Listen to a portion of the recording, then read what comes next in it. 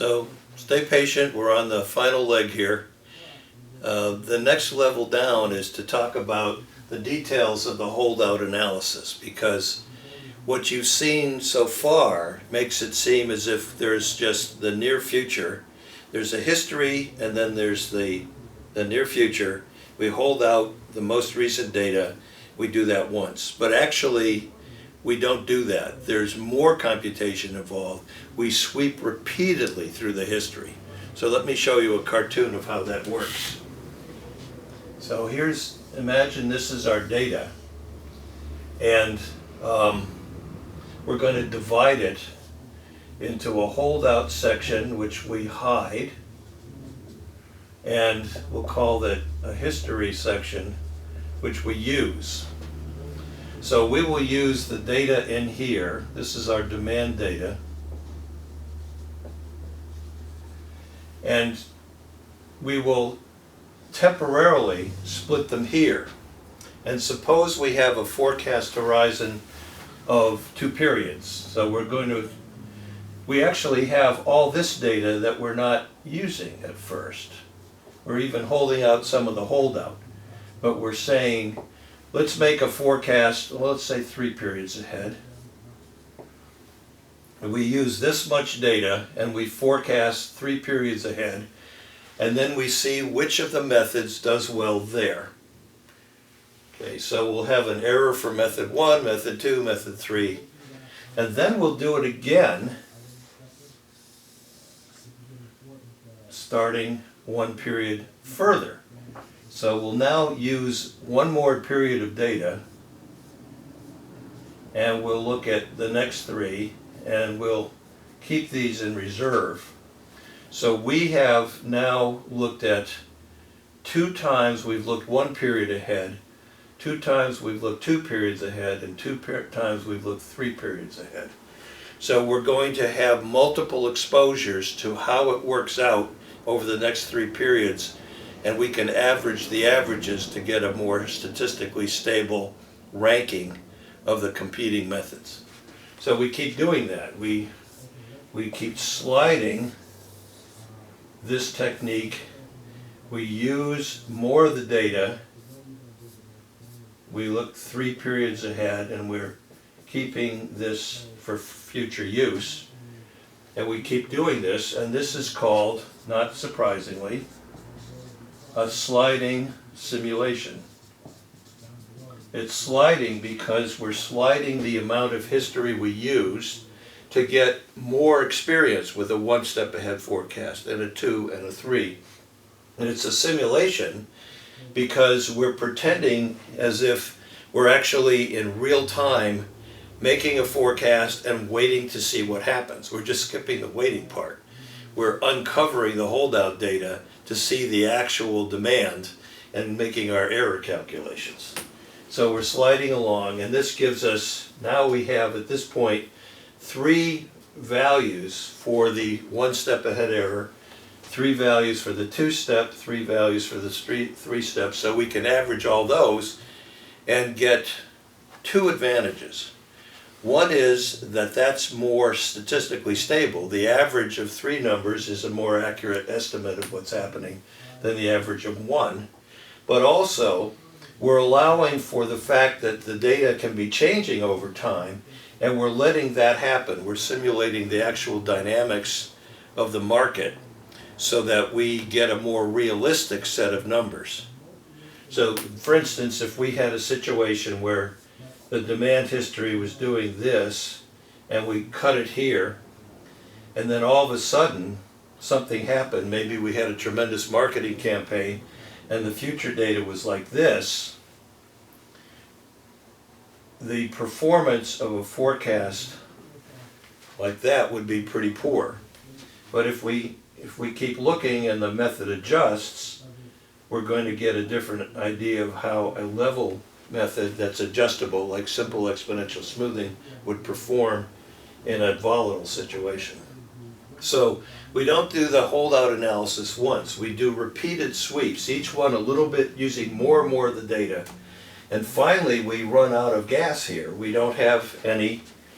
And the final simulation we would just be holding out a single data point, and we would not be able to do a 2-step and a 3-step ahead forecast.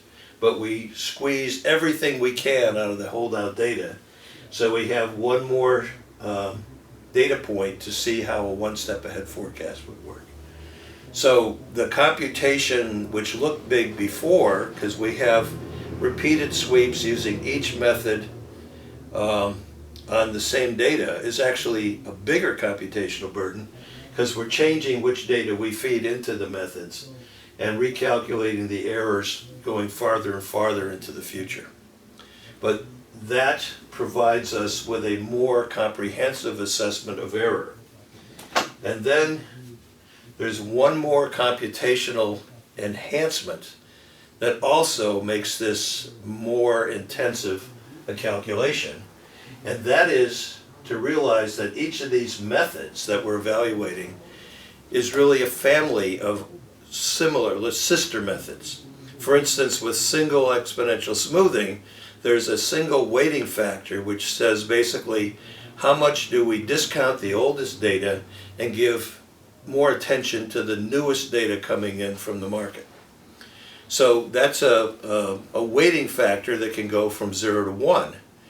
And the best performance of that method may vary a lot depending on how we discount old data compared to new data. So when we talk about a method like single exponential smoothing, we actually may talk about multiple representations of that method.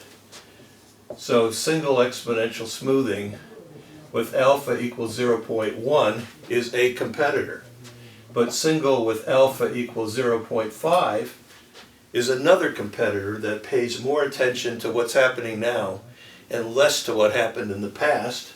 And single with alpha equals 0.9 is paying a lot of attention to what's happening now and not using much memory of where the demand was in the past. And we can start making plots like this. Here is the average error and how it depends on this choice of the alpha parameter. This goes between 0 and 1. We might be trying 0.1, 0.5, and 0.9. And suppose we get a result like this. It looks like the best way to tune this method is to put alpha near 0.5, but we go even farther and we say maybe it's even better to look here. Let's call that 0.68, and we try a fourth value. So with every method, we're trying 4 variants of the method with different parameter settings. And then we're doing multiple passes through the holdout data that involves a huge number of machine cycles, a lot of computing, but the hardware today can handle that in the blink of an eye. So it works, and it doesn't take too long to get your answers. And it certainly beats trying to make guesses or pick a single method or deciding to handcraft the forecast one at a time. So to summarize the way the automatic forecasting tournament works, there are basically 3 steps. You look at a version of each method over the holdout data, and then you pick the best version of that method. So that's the best you can do with, say, method 1, single exponential smoothing. And then you do the same search over the possible variants of another method, like Winter's method. That has different ways of discounting the old data relative to the new data. You find the best tweak of Winter's method for this item.